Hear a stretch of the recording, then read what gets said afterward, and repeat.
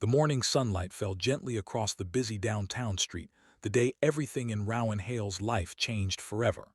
He stood outside a modest cafe with his son's small backpack slung over his shoulder, rehearsing in his mind how to tell a woman he loved that he had nothing, not even enough to promise her a comfortable life.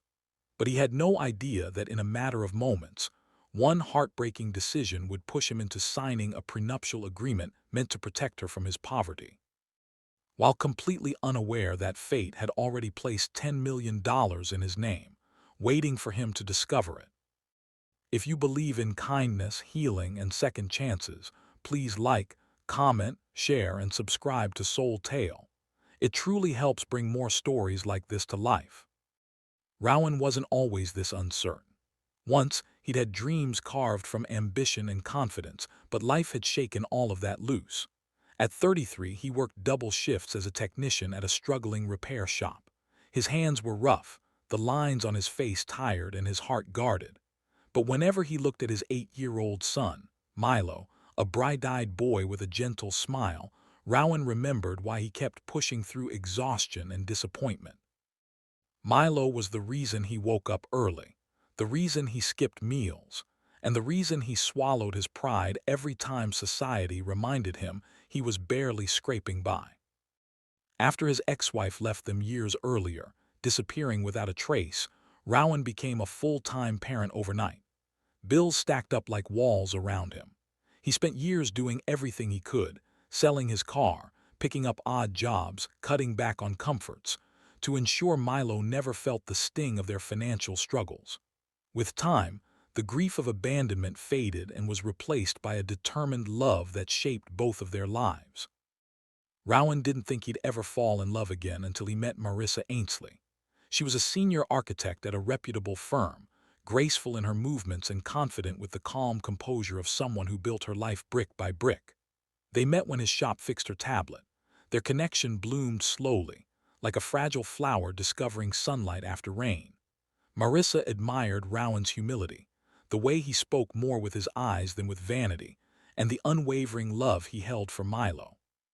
She wasn't dismissive of his circumstances, but the subtle contrast between their worlds often sat unspoken in the corner of their conversations. Marissa came from a family that valued stability, structure, and security. She wasn't arrogant, just cautious. Raised by parents who once lost everything in a business collapse, she believed that protecting the future meant choosing wisely and planning smartly. To her, marriage was not only a bond of hearts but an agreement between two lives. So when Rowan proposed after 2 years of building trust and dreaming quietly together, she smiled with tears in her eyes and said yes. She meant it. But her parents, they saw a different picture. Her father, Drayton Ainsley, was a stern businessman with decades of skepticism molded into his worldview.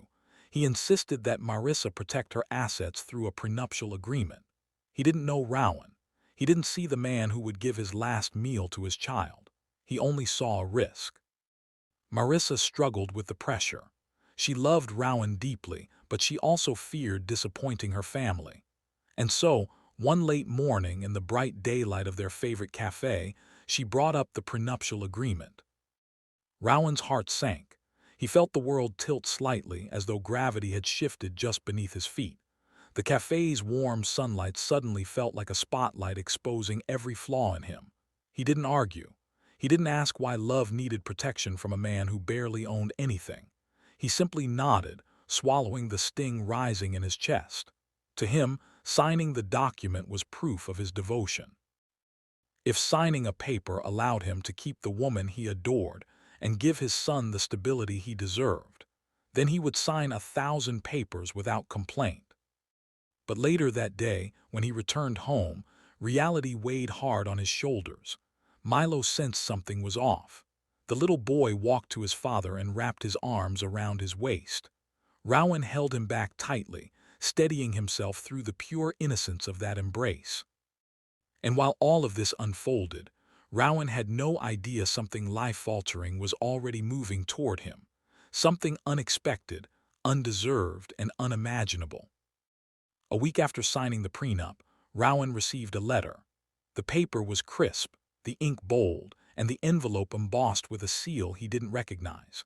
It came from a law firm representing the estate of his late mother's estranged uncle, a wealthy but reclusive investor Rowan barely remembered meeting as a child. The letter stated that the man had passed away months earlier and left his entire fortune to his closest surviving relative, Rowan. $10 million. The world stopped spinning. Rowan reread the letter again and again. His legs trembled. He sat on the edge of his couch, the daylight from the window pouring across his stunned expression as Milo played quietly beside him. He could pay every debt. He could buy a home where Milo would never worry about leaking ceilings or cold nights. He could finally breathe. But as the thrill of freedom surged through him, the memory of the prenup crawled into his thoughts like a bitter shadow. Marissa had asked him to sign because she believed he had nothing. What would she think now? Would she regret pushing him? Would her family twist this discovery into something ugly? Yet Rowan wasn't a man who held grudges. If anything, he felt compelled to protect this new blessing and the people he loved. He decided not to mention the inheritance until the emotional dust settled. He wanted his relationship with Marissa to be rooted in love, not wealth or insecurity. Weeks passed. The wedding planning continued. Rowan carried the weight of his secret with careful steps. He wanted to tell her, but each time he tried, fear tugged him back. He feared changing how she looked at him. He feared becoming an object of suspicion. And he feared her family would interpret his silence as deceit. Then came the turning point. One afternoon, a bright, clear day warmed by early spring, Rowan went to pick up Milo from school. On the way home, he stopped at a small park where children played under the mild sun. As Rowan pushed Milo gently on a swing, Marissa's mother, Elaine, appeared unexpectedly. She approached him with a polite smile that failed to soften the judgment behind her eyes. She spoke kindly but delivered a message that stung deeper than she intended. She said she hoped Rowan understood why the prenup was necessary. After all, Marissa worked hard for her career, and it would be difficult if Rowan ever failed to keep up. Rowan smiled weakly and nodded. But something inside him cracked. He realized he was building a life in a place where some saw him as less, where his worth was measured by bank statements he used to fear checking. He didn't blame Marissa, but the reality around him felt heavier. That night after Milo fell asleep, Rowan sat alone at the dining table with a cup of lukewarm tea. Sunlight had faded into the soft blue of evening. He felt trapped between honesty and anxiety, love and self-protection. Finally, he resolved to tell Marissa everything. Their marriage needed truth, not hidden fears. The next morning, he invited her to the park where they first shared their dreams. Daylight shone warmly on the grass as birds hopped between branches. Rowan's voice shook as he explained the inheritance, the letter, and the overwhelming shock. He expected anger, accusations, maybe betrayal. But instead, Marissa's eyes welled with tears, tears not of greed but guilt. She confessed she had never meant to make him feel small. She never cared about his financial status. She only feared repeating her parents' past. She realized too late that pushing him into a prenup was a wound she didn't see through her own anxiety. She apologized not once, but repeatedly, her voice cracking under the weight of her remorse. Rowan felt the heaviness inside him ease as he held her hand. Love was not perfection. It was choosing each other even through the painful parts.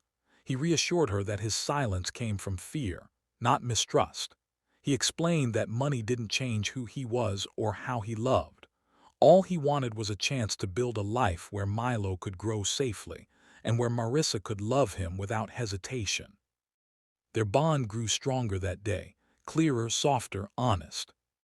When they married several months later, it wasn't in a grand hall but in a sunlit garden surrounded by friends, coworkers, and neighbors who knew their story.